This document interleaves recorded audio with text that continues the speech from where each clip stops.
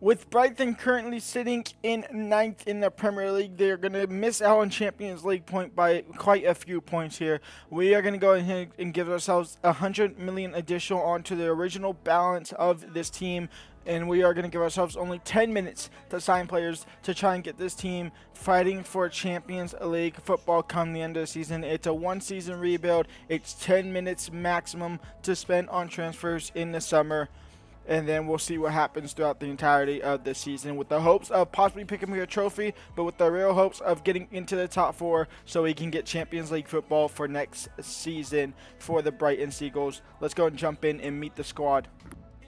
And here is the squad at the best. This is the best the squad can look like. We have Verbruggen in net. A back four of Veltman, Van Hecke, Dunk, and Kadioglu. A midfield duo of O'Reilly that can also be Weaver as well, and Baeba. We have Minta as the right-hand side, Matoma on the left-hand side, Rutter as our cam, and Joao Pedro as our striker. Now, this team on paper actually ain't that bad. However, on the game, is really not that great. We want to improve our back line. We want to improve our goalkeeper. We want to possibly maybe find a right mid, a right back, a striker that can actually do it. Again, remember, we have 100 million plus the original budget. So what is it, 150 million? 160 million to spend in this transfer window. We have 10 minutes to only spend it. We are going to go ahead and, hold on, give me 1 second. And the 10 minutes to improve this team is going to start in 3, 2, 1. Let's go. We have 10 minutes officially to go ahead and fix this team. Remember, we have 160 million. And the first thing we want to do is bring in a keeper. And the first player we want to bring in, he has experience in the Premier League. He got shushed out by Erik ten Hag, Mr. David De Gea, who spent a good while out on as a free agent, got the offer from Fiorentina, went over to Italy, and has been doing decent over there. And he is going to be good enough for at least a one-season period here at Brighton. So we go ahead and offer 10 million and 10 million, yes. So he's obviously went crucial. Yes, that's perfectly fine. 2-year deal. It doesn't matter. I'm gone. The video is over in the season, so it does not matter. You can have 60K because sure, that is reasonable.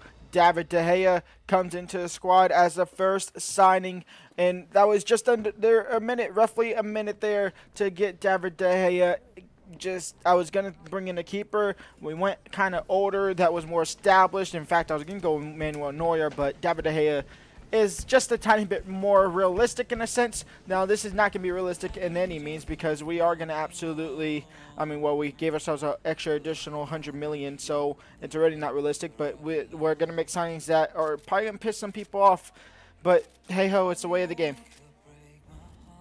Now, second player is going to be a center back, and we're going to heavily focus on the back line for today's episode. We're going to offer Lewis Dunk plus 20 million. See what they say to that? They want 28 million with no player there. That is completely fine. We can use Lewis Dunk at some point else, but 23 million. Trying to keep it as low as possible. That way we can bring in a couple more players. You've seen a little bit of a short list. I just kind of teetered up, just put players on there just as a little bit of a guide. But Mark Gahey, welcome to the club. As soon as we can go ahead and get your contracts done, we accept the 6K wage cut, yes and no at the same time. You want 318,000 as a signing bonus, and Mark Gahey will go ahead and join the squad here from Crystal Palace. Now here comes the really unrealistic. It's going to be Dusan Vlahovic that we are going to try and bring in and possibly replace Joao Pedro. The question is, no, we keep Joao Pedro in the squad at least. We might have to change his contract to at least be not crucial. That way Vlahovic can play. But this is going to be the one that's going to cost a lot, 45 million minimum. And they will actually accept that with that 10% settle-on clause. It was either him or Sheshko, and Vlahovic is going to be better for simulations in all honesty. So yes, he's obviously going to want crucial. That's completely fine. 4 million. We have 74 million left to go. I still need to bring in a right back, possibly a midfielder, and possibly a cam as well. He's going to have to accept quite a cut here. 90,000. He wants a signing bonus of 780,000. Sure. Second player? I guess second player in our back line is going to be from Arsenal, Benjamin White, injury-prone White here. The question is, who do we have? We have Estupinian. Is Estupinian going to play more than Kadioglu? The answer is probably yes, so we're going to try and get rid of him. We're going to offer 21 million alongside the Estupinian. They accept that instantly. We probably could have got him for a little bit cheaper. Probably could have got him for a little bit cheaper, but it is what it is. It be what it be. We're going to go ahead and hold the skip here. He's going to want to be on Crucial. That is completely fine. There's also house out Kadioglu. That way Kadioglu can play on the left back situation. We are going to go ahead and do that. 100K for his wages. 100K. Benjamin White, he's going to rejoin Brighton. He's going to come back home to Brighton FC. Welcome to Brighton and Hove Albion. Just completely reinventing our back line. And Nathan Ake, he's always a go-to when these rebuilds. Now, obviously, Van Hecken's a decent center back, but in the real prospects of things, he's not going to be good enough. So, Igor plus 23 million. They say yes to that. I'm definitely overpaying now, but it be what it be. We roughly have 4 minutes left. I don't know how much money we have. Maybe 20 mil? Yeah, we have 20 mil. Crucial, yes. He's obviously want Crucial. That's completely fine. 5-year contract. He's going to want less than that. That's completely fine. I just do 5 years off of just minimum. No release clause. That's completely fine. 100,000. You have to take a 45,000 paycheck. You want 1.6 million off of that? No, but we can give you 120,000 for that, plus the signing bonus of 970,000. But Nathan Ake will go ahead and join the squad from Manchester City. Let's go and look at our team here, assess our situation, and see what we can do. And with his contract expiring at the end of the season, we're going to go ahead and get him on a relatively cheaper deal here. Thomas Partey as a center defensive midfielder with roughly 2 minutes left to go. Now the question is any of these guys going to play over him? I sure as hell hope not, and I can make sure that won't happen as well. We are going to go ahead and offer 13 million. I think the board said 10. 13 million. Van Hecke plus 2 million. Okay, that is absurd. Remove exchange player. You know what we're gonna do? Matt O'Reilly, goodbye. Matt O'Reilly, goodbye. We'll see what they say to that. It's completely fine. Matt O'Reilly is not gonna be part of the squad. So there's that. You can see that we had Casemiro on the options, but then Thomas Partey's contract was expiring. He's higher overall. He might be 31 years old, but for one season, he will be good enough for this squad. And the fact is, now we have 19 million, but we really only have roughly a minute left once all this is done and the cut screen is all done there.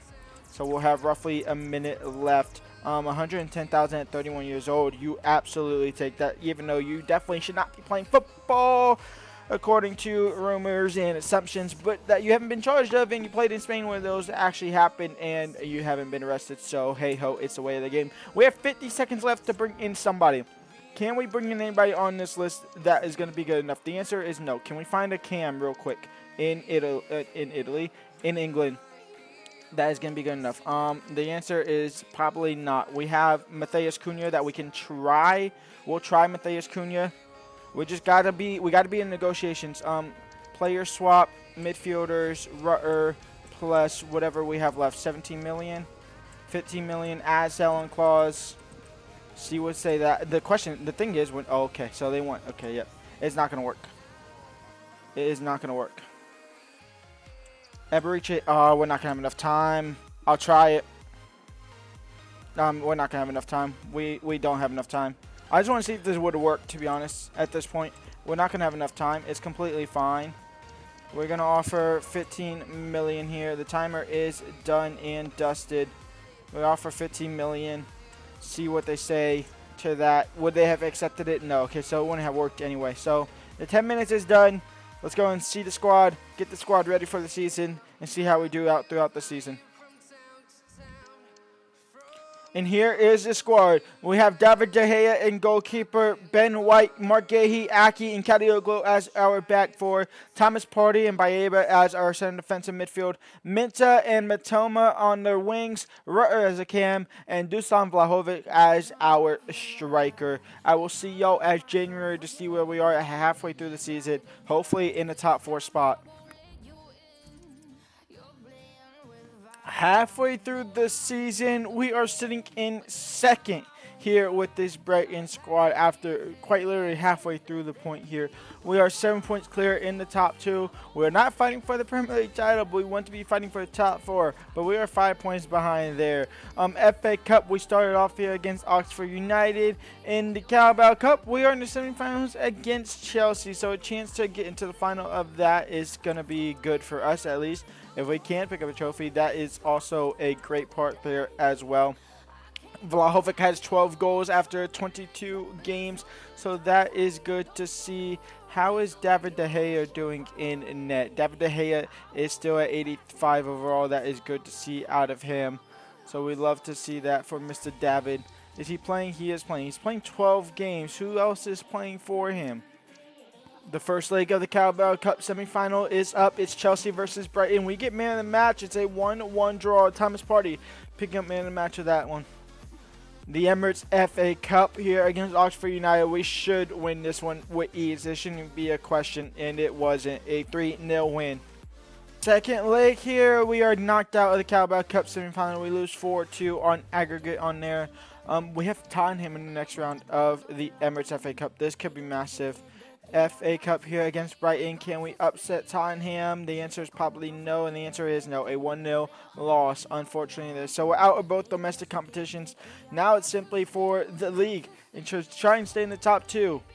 And after those back-to-back losses in both competitions, the Carabao and the FA Cup, here is a little bit of a run. We had a 0-0 draw against Chelsea, a 1-1 draw against Southampton, a 2-0 win against Bournemouth. We went on a little bit of a win streak there, winning 3 in a row, including Fulham and City as our 2 only games in the whole entirety of March. That is absurd in itself. How do we only have 2 games in March?